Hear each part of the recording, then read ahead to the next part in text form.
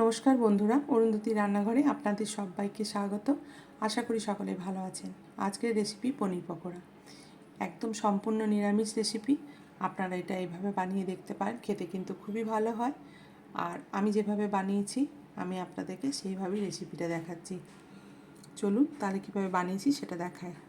আমি গ্যাসটা ধরিয়ে প্রেসার কুকারটা বসিয়ে পরিমাণ মতো এখানে জল দিয়ে দিলাম আর কয়েক টুকরো আলু দিয়ে দিলাম। পরিমাণটা আপনারা আপনাদের মতো করবেন।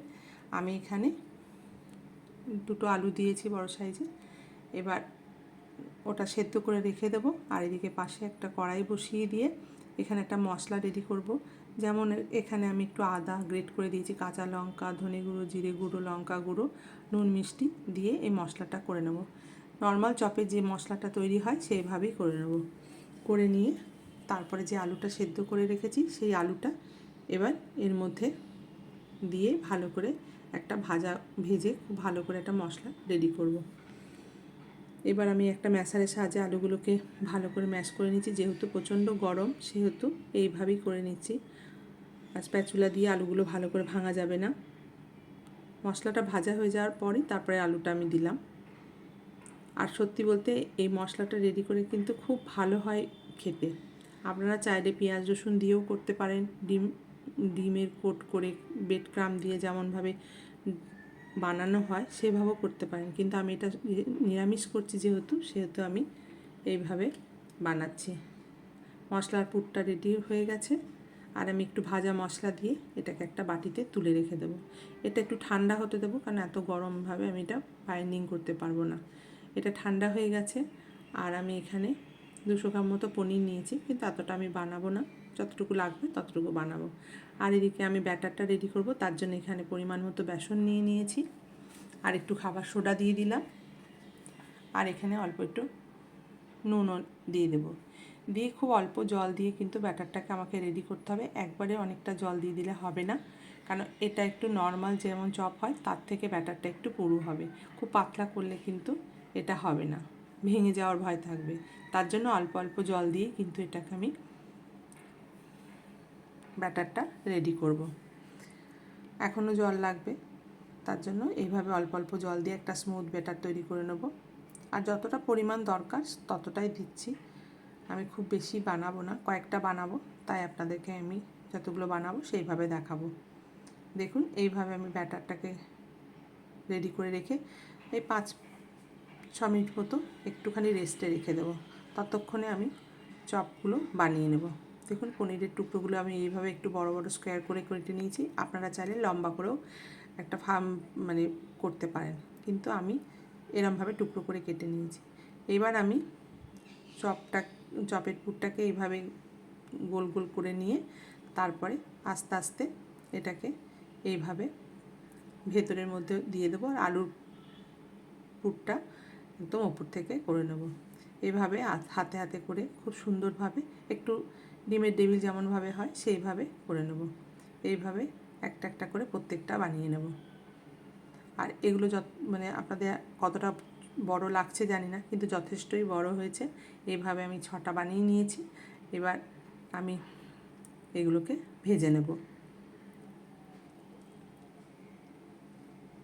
আর এখানে আমি গ্যাসের মধ্যে কড়াইটা বসিয়ে দিয়েছি। আর এখানে ভাজার মতো যতটা তেল লাগবে ততটা সর্ষের তেল দিয়ে দিলাম। আপনারা চাইলে সাদা তেলেও ভাজতে পারেন, তবে সর্ষের তেলেই কিন্তু চপটা বেশি ভালো লাগে, তাই এখানে আমি সর্ষের তেলই ব্যবহার করেছি। এটা আমার চামচের সাহায্যে হবে না, তার জন্য হাতে করেই করতে হবে। দেখুন ব্যাটারটা কিন্তু যথেষ্টই পুরু হয়েছে। এটাকেই ধরুন যেভাবে ডিমের টেবিল ডিমের টেবিলের মতো দেখতে অনেকটা হবে। আর আপনারা ব্রেড ক্রাম্ব বা ডিমের গোলা দিয়েও বানাতে পারেন সেইভাবে, ওটাও কিন্তু ভালো লাগবে।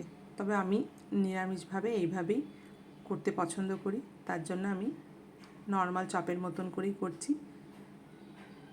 দেখুন এইভাবে আমি এগুলোকে আস্তে আস্তে দুটো দুটো করে ভাজবো। একসাথে ভাজলে কিন্তু ভেঙে যেতে পারে, তার জন্য। আর এগুলো যথেষ্টই বড় হয়েছে।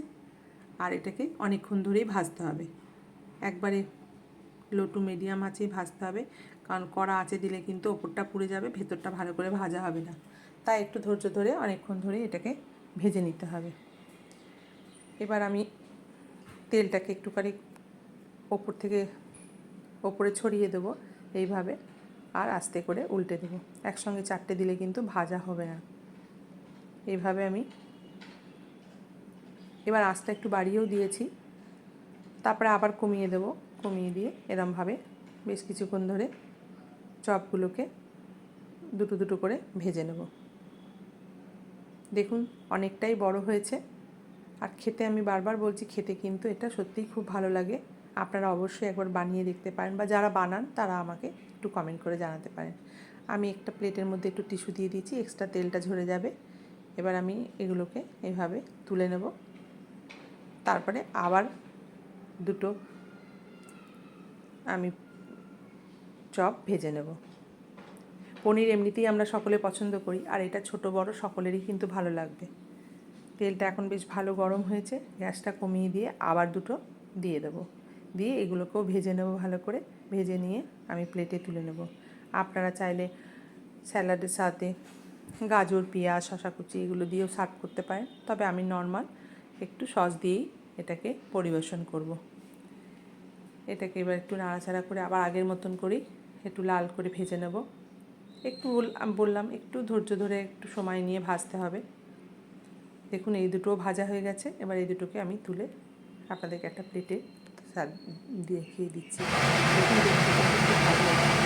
আমার ভিডিওগুলো ভালো লাগে তাহলে অবশ্যই